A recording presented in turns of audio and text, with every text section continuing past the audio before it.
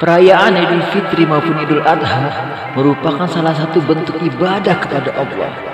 Dan ibadah tidak terlepas dari dua hal yang semestinya harus ada.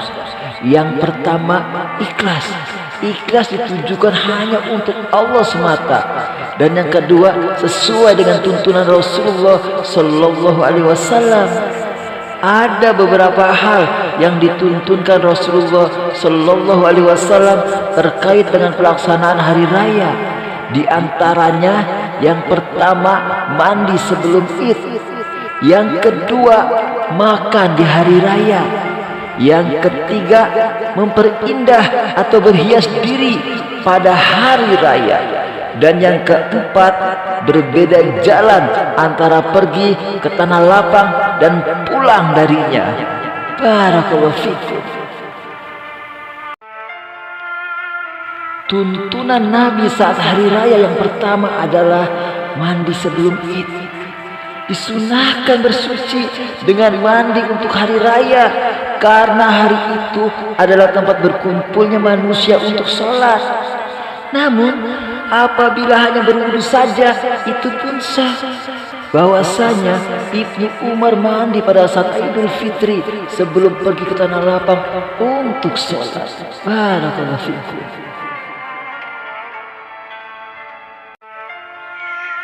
Tuntunan Nabi saat hari raya yang kedua adalah makan di hari raya.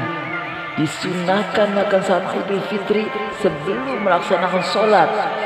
Imam Al-Muhallab menjelaskan bahwa hikmah makan sebelum sholat saat Idul Fitri adalah agar tidak ada sangkaan bahwa masih ada kewajiban puasa sampai dilaksanakannya sholat Idul Fitri.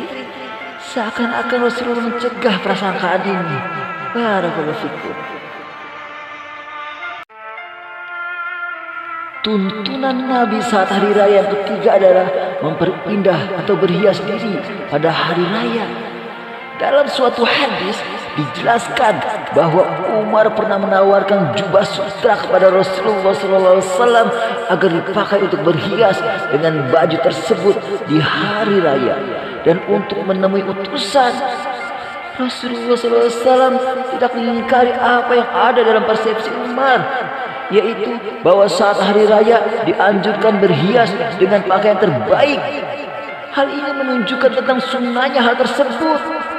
Tapi perlu diingat, anjuran berhias saat hari raya ini tidak menjadikan seseorang melanggar yang diharamkan oleh Allah. Di antaranya adalah larangan memakai pakaian sutra bagi laki-laki, emas bagi laki-laki, dan minyak wangi bagi kaum wanita. Barakallahu fikum. Sedang tuntunan Nabi saat hari raya yang keempat adalah berbeda jalan antara pergi ke tanah lapang dan pulang dari. Disunahkan mengambil jalan yang berbeda tak kala berangkat dan pulang. Berdasarkan hadis dari Jabir, beliau berkata, Rasulullah membedakan jalan saat berangkat dan pulang saat Idul Fitri.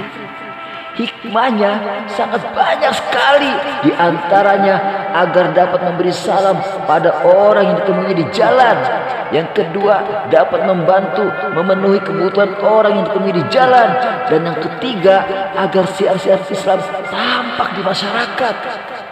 Disunahkan pula bertakbir saat berjalan menuju tanah lapang, karena sesungguhnya Nabi apabila berangkat saat Idul Fitri, beliau bertakbir hingga ke tanah lapang dan sampai dilaksanakan sholat.